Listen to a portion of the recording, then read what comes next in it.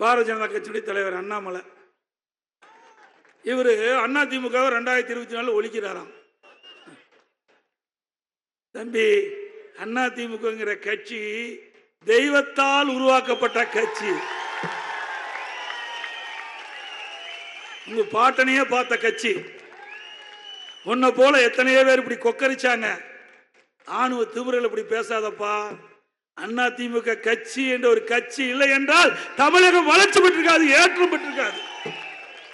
பொன்மனச்செம்மல் புரட்சித் தலைவர் எம்ஜிஆர் இந்த இயக்கத்தை உருவாக்கியது ஏழை எளிய ஒடுக்கப்பட்ட நசுக்கப்பட்ட தாழ்த்தப்பட்ட மக்கள் ஏற்றம் பெற, தமிழ்நாடு வளர்ச்சி பெற. அதுக்காக இந்த கட்சி துவக்கினாங்க. இதே புரட்சித் தலைவர் அம்மா கண்ணை இமைகா போல இந்த கட்சி காத்து இன்னைக்கு ஆட்சி செஞ்சாங்க. தமிழகத்தில் அனைத்து இந்திய அண்ணா திராவிட முன்னேற்ற கழகம் 30 ஆண்டு காலம் ஆட்சி செய்த காரணத்தினால் இந்த மண்ணிலே இருக்கின்ற அத்தனை பேரும் பல நன்மைகளை பெற்றார்கள். எங்க கட்சியா நீ அழிக்க பாக்குற? ஏப்பா, 98ல ஊர் ஊரா தாமரை சின்னம் இருக்குதுன்னு காட்டுதே அதிமுக தான். தாமரை சின்னம் எந்த கட்சிக்குனே தெரியாது இருந்த காலம். அப்ப அம்மா நாடாளுமன்றத்தில் கூட்டணி வச்சாங்க பாரதிய ஜனதாவோட. அப்பதான் ஊர் ஊரா நம்ம கட்சிக்காரெல்லாம் போய் இதுதான் சின்னம், பாரதிய ஜனதாக்கு இதுதான் சின்னம் அப்படி சொன்ன கட்சி இன்னைக்கு நம்மள வழிக்கு பார்க்குறாங்க. ஆக நீங்க எல்லாம் அப்பாயின்மெண்ட் ஆனவங்க. ஏன்னா மத்தியில் இருக்கிறவங்களுக்கு அப்பாயின்மெண்ட் பண்ணாதான் உங்க கட்சி நீங்க தலைவராக இருப்பீங்க. ஏன்னா எப்போ வேணாலும் உங்கள் தலைவர் மாற்றலாம்.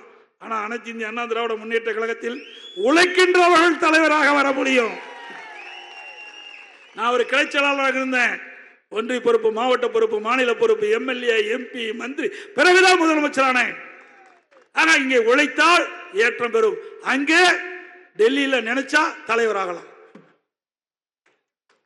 ஆக நீங்க அப்பாயின்மெண்ட் தலைவர், நீங்க எப்படி ஐபிஎஸ் படிச்சு போனீங்களோ அது மாதிரி அப்பாயின்மெண்ட்ல வந்திருக்கிறீங்க. கொஞ்சம் கவனமா பேசுங்க. அதிமுக ஒரு மாதிரியான கட்சி, புரிஞ்சுக்கீங்க.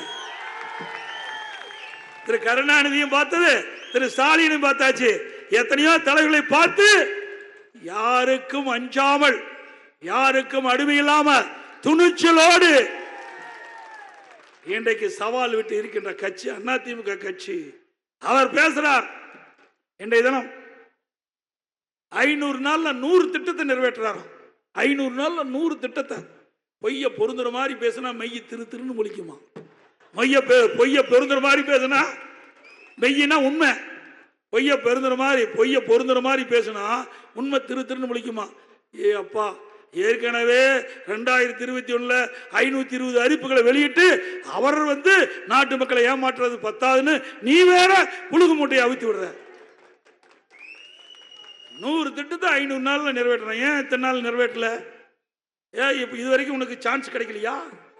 ஒரு கவுன்சிலரா கூட முடியல, ஒரு எம்எல்ஏ முடியல, எம்பி முடியல. நீ இவ்வளவு வக்காலத்து வாங்கி அதிமுக ஒழிப்ப?